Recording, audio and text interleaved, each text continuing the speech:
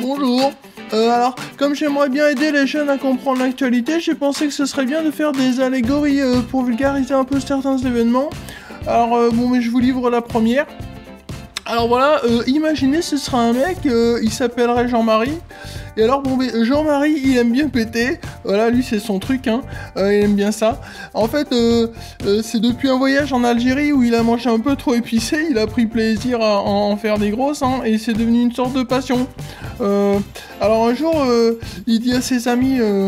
Alors les amis, j'ai une très grande idée. Nous devrions faire un club de pétomanes, hein, où nous pourrions tous continuer à péter autant qu'on veut. Nous péterions en toute liberté, on te proposerait à plus en plus de monde de venir péter avec nous, hein, pour que nous soyons très nombreux à péter tous ensemble. Nous péterions pour la France. Alors ses amis, ils trouvent son idée de club de pétomanes super. Ils sont à fond pour ça, parce que de toute façon, c'est tous des fans du maréchal Péter. Donc ils montent ce club, ça se passe plutôt bien, ils font des spectacles et tout, alors Jean-Marie lui c'est la méga star, hein, personne n'y arrive à la cheville, c'est celui qui fait les solos et tout, c'est la boîte tête quoi. Tous les membres du club ils l'admirent, hein, et d'ailleurs c'est pas rare qu'on lui dise t'as peut-être qu'un œil, mais on dirait que t'as deux anus. Voilà.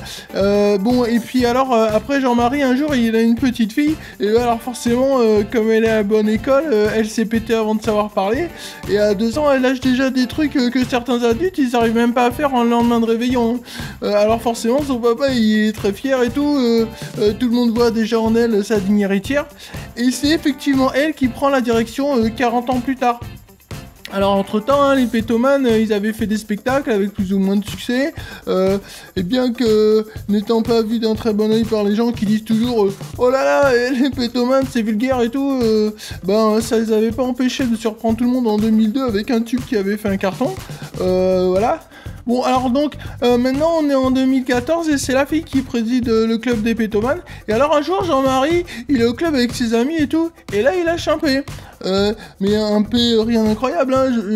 Alors je dis pas que ça pue pas, ni que c'est bien de péter, hein.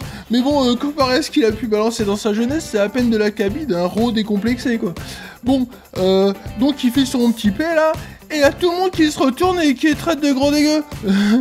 Parce qu'en fait, au club des pétomanes, c'est devenu interdit de péter. Vous imaginez la loose? Enfin, qu'on aime ou pas l'épée, l'ironie de la situation, elle est tragique, non? Le mec, il a créé un club pour péter en paix, et 40 ans plus tard, il a sa propre fille qui lui interdit de péter dans le club qu'il a créé exprès pour ça. C'est foufou, non?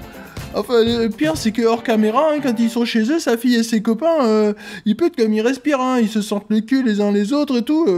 Même des fois, ils passent faire une petite bise aux membres du club des scatophiles, hein, avec qui ils mélangent leurs odeurs, mais par contre, faut pas que ça se sache, parce que c'est mal vu. Voilà, c'est pas bien pour leur image.